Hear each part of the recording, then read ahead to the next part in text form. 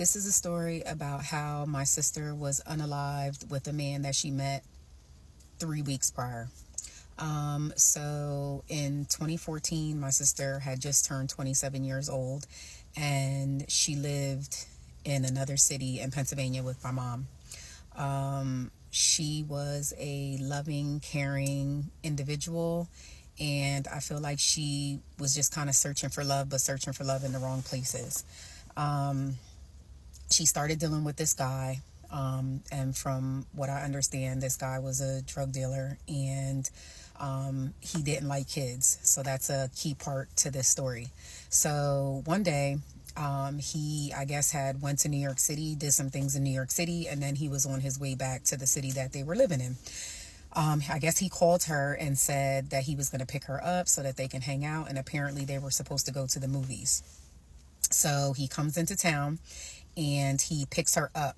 And when he picks her up, actually, before they leave, my mom has this feeling, like she has this eerie feeling like something just isn't right. And so she said to her, she was just like, listen, if you're going anywhere, then you need to take your son with you. And my sister was like she was so determined to go out with this guy that she literally was like, okay. Even knowing that this guy didn't like kids, she was so desperate to go that she said, okay. So apparently, like the moments before she walked out the door, my mom said she got like another eerie feeling, and she just was like, you know what, never mind, just leave him here. So she leaves her son there with my mom, and then she goes out the door. So she goes with this guy, and apparently prior going to the movies, they make a pit stop at his apartment. So they're in the apartment, and from what I understand, while they're in the apartment, at some point she ends up going to the bathroom.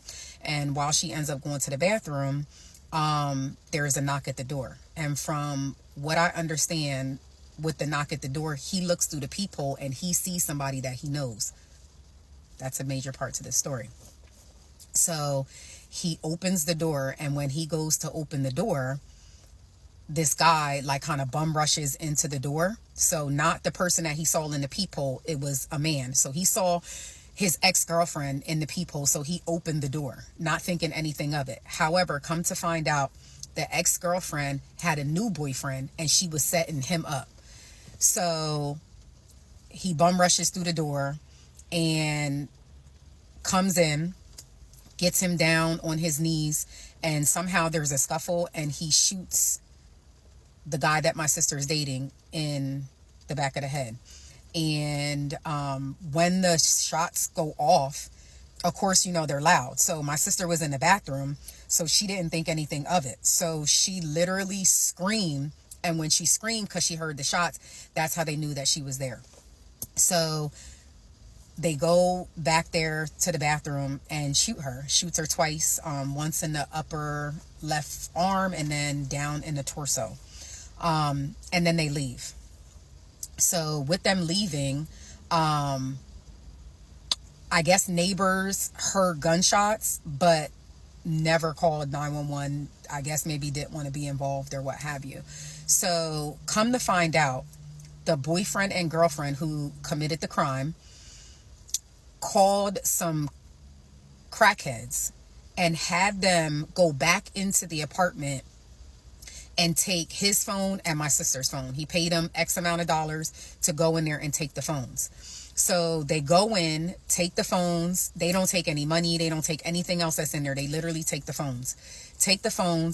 And then the girl that took the phone then does an anonymous call to 911 and says that she thinks she heard a shooting. However, by this time, they were already, they've been gone. They've already been laid in there, deceased. My mom said that she woke up out of her sleep. And when she woke up out of her sleep, she had just like this feeling. So when she looked, she saw that my sister, wasn't there, didn't come home.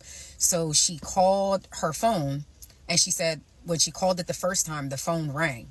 It rang until it went to the voicemail. No answer. So she said she waited a few minutes, and then she called the phone again. Well, when she called the phone again, the phone immediately went to voicemail. So at that point, I'm thinking they had already got a hold of the phones and then maybe turned the phones off so that, I don't know, maybe something with the locations or what have you. So my mom says, even though she was feeling away, it was late at night, so she went to sleep. So as she goes to sleep, there's a knock at the door. And so follow for part 2.